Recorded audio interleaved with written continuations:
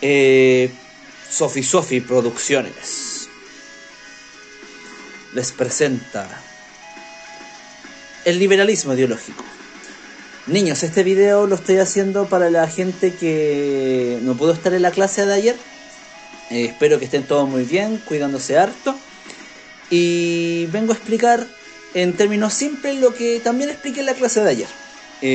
Este video va a ser subido con la actividad que tienen que hacer, y la cual va a tener plazo hasta el viernes de la próxima semana, por si acaso, ¿ya? En una primera instancia, nosotros tenemos que saber que el liberalismo es una ideología. Por algo el título de este contenido de la clase, o sea que es un liberalismo ideológico. Y el objetivo de hoy, o de esta cápsula, es caracterizar el liberalismo y sus bases ideológicas y cómo estos inciden en la forma en que se construyen las relaciones sociales, económicas y políticas. Recuerden que de una ideología no solamente piensa la sociedad en un aspecto único, sino que la analiza desde un punto de vista social íntegro. ¿Qué quiere decir eso? Que toma todos los aspectos de la vida, tanto la economía, la política, la sociedad y la cultural. Recuerden que hay una cultura liberal, hay unas relaciones sociales liberales, y esas relaciones sociales son las que van impactando directamente en la forma en que nosotros nos relacionamos. Una ideología, como les dije, o como vamos a ver ahora, ¿qué es una ideología? Una ideología es el marco social en el cual nos movemos. Imagínense esto, que nosotros estamos dentro de un lugar y tenemos un campo de acción determinado. Ese campo de acción en el cual nos movemos es una ideología. No es un campo de acción directo, sino que es un campo por el cual nosotros nos comportamos y que hemos naturalizado a través de las generaciones. ¿Qué quiere decir eso? Que la ideología no es algo natural, sino que es algo creado. Es histórico y artificial, como dice acá. ¿Por qué? Porque se puede rastrear históricamente donde los parámetros de comportamiento fueron creados. ¿Se entiende eso? Por lo tanto, este marco social es un constructo social. ¿Qué quiere decir esto? Que surge de las relaciones sociales.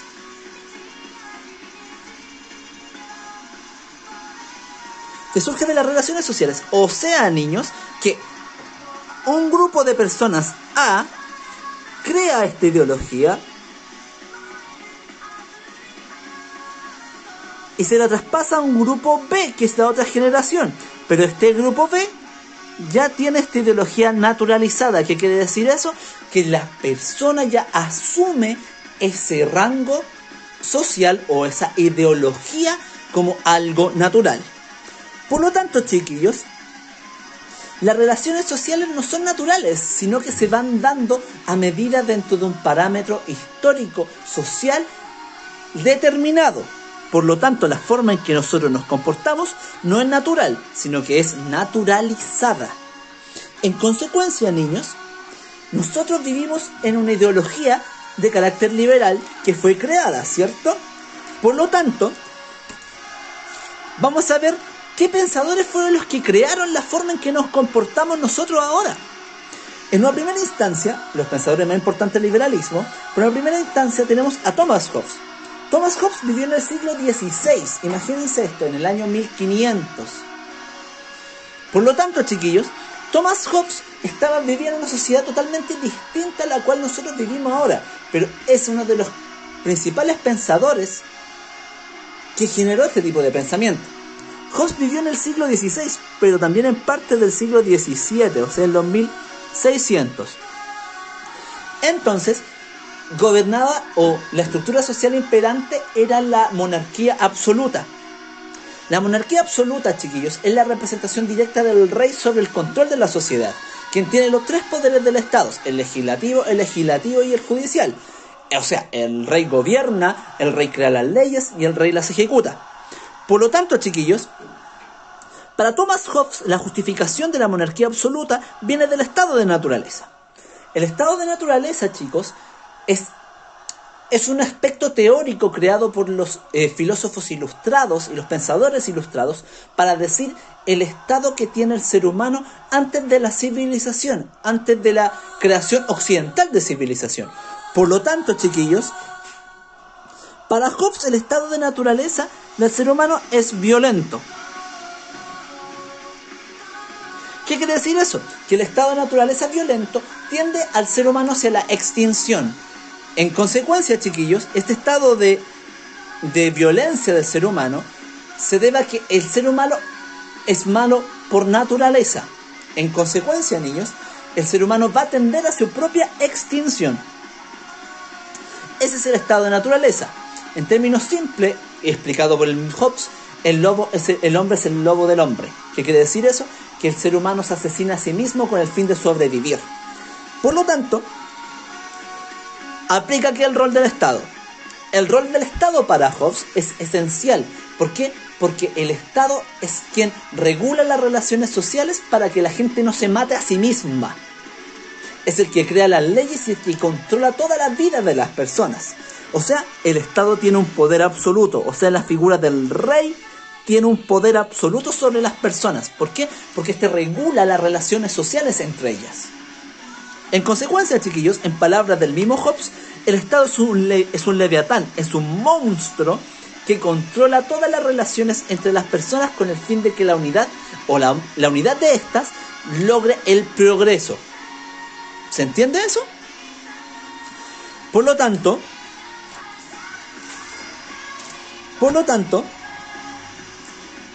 para Hobbes teníamos esa misma representación, pero hay otros pensadores que se contraponen a la visión de Hobbes. Rousseau, o Jean-Jacques Rousseau, es un pensador de la Ilustración francés que contrapone su visión a la visión que tiene Hobbes. En términos simples, para Rousseau el estado de naturaleza del ser humano es la bondad. Que el ser humano es bueno por naturaleza. ¿Y qué lo va corrompiendo? Las relaciones sociales. Los términos ideológicos van corrompiendo a las personas.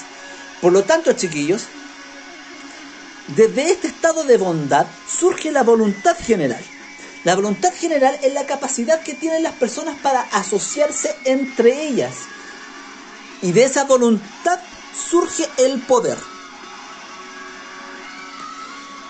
Y de esa voluntad también surgen las relaciones sociales. ¿Por qué? Porque es innato en el ser humano relacionarse socialmente. ¿Qué quiere decir eso? Que a pesar de que sea innata la relación social, esta va a ir corrompiendo a las personas. Por lo tanto, nosotros necesitamos relacionarnos entre nosotros mismos para poder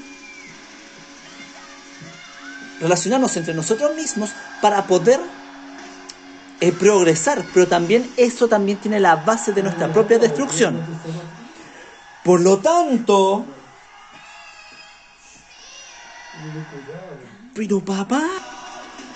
por lo tanto, las relaciones sociales, niños, se dan desde ese punto de vista, desde una voluntad general por la cual surge el poder. Y en consecuencia, de esa voluntad general que posee el poder, la gente se asocia y elige a sus representantes.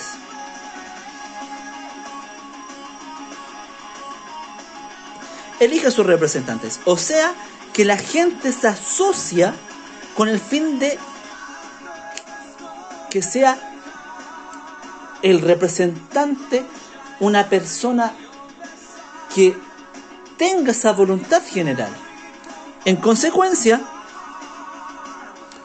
las personas al asociarse deben tener un contrato social. ¿Qué quiere decir eso? Que ese contrato social, esa forma de asociación, es la que les permite a las personas preservarse en el tiempo. Por lo tanto, logran el progreso. Recuerden eso, las bases del liberalismo es la lógica de lograr el progreso de la humanidad. Por lo tanto, el poder se asocia tanto a la voluntad general como al contrato social. El contrato social es la capacidad que tienen las personas de asociarse sin tender a la violencia. Y ese contrato social se traduce en las leyes. Y las leyes son las que, ese grado de asociación que se relacionan directamente con el poder. O sea, el poder surge de las personas hacia los representantes, no de los representantes hacia las personas. ¿Y cómo se traduce esto? ¿Cómo se traduce todo lo que hemos dicho antes? Con la Constitución. La Constitución es la que garantiza que la voluntad general se pueda mantener en el tiempo y establezca las reglas del juego por las cuales las personas tienen que asociarse. Ese también es el pacto social, o sea que las personas renuncian a su poder,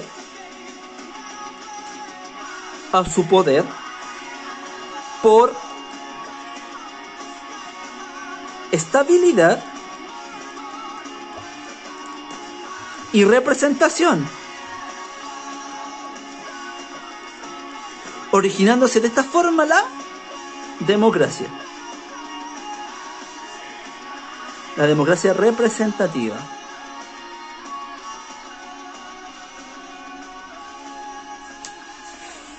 Vamos con un último pensador que vamos a ver ahora, que es Immanuel Kant.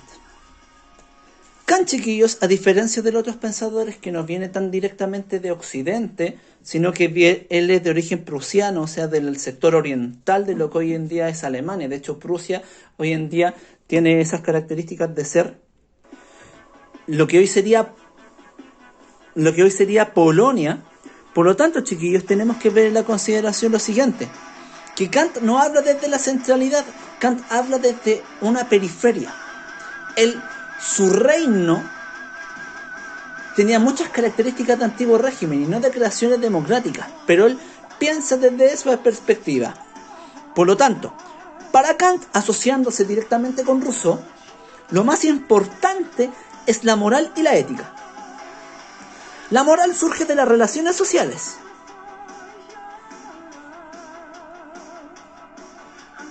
¿Por qué? Porque la moral es lo socialmente aceptado, qué es lo que es bueno, qué es lo que es malo. Por lo tanto, la moral es importantísima en el proceso educativo, en la que genera el ser humano.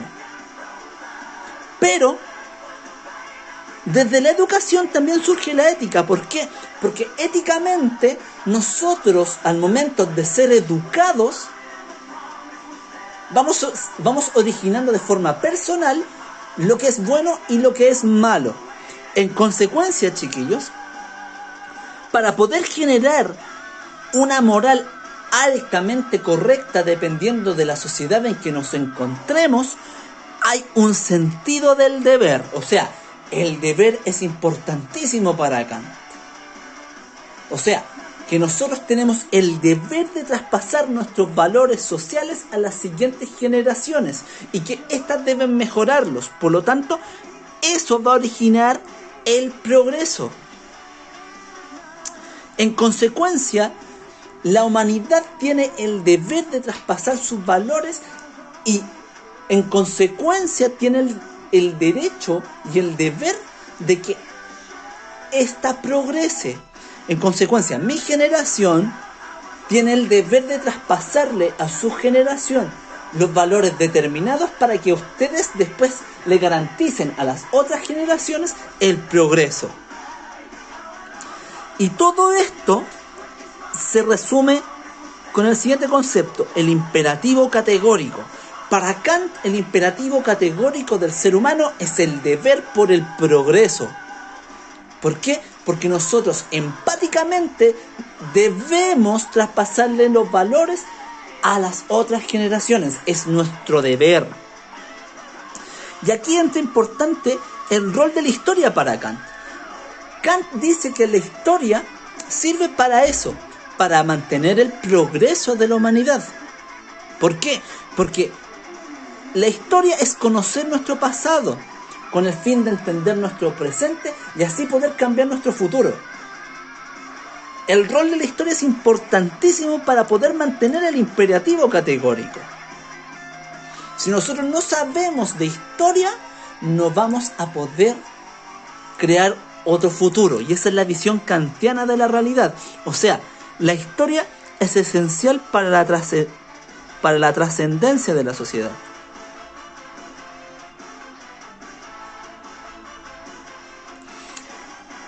Y aquí en este simple ejemplo dice, yo soy una perrita que es consciente de su deber. ¿Y cuál sería el deber de la humanidad? El progreso. Por lo tanto, como humanidad debemos mantener cierto grado de ética para que las otras generaciones puedan disfrutar de una mejor condición. En relación a esto, chiquillos, les voy a dar la siguiente actividad, que obviamente se asocia a lo que ya hemos hecho, que es la investigación de 2 fuentes asociadas a la clase y elaborar 2 fichas en relación a sus fuentes. Ya tienen el archivo de las fichas, así que me van a poder explicar perfectamente lo que hemos estado haciendo. Espero que estén muy bien y cuídense mucho. Hasta luego.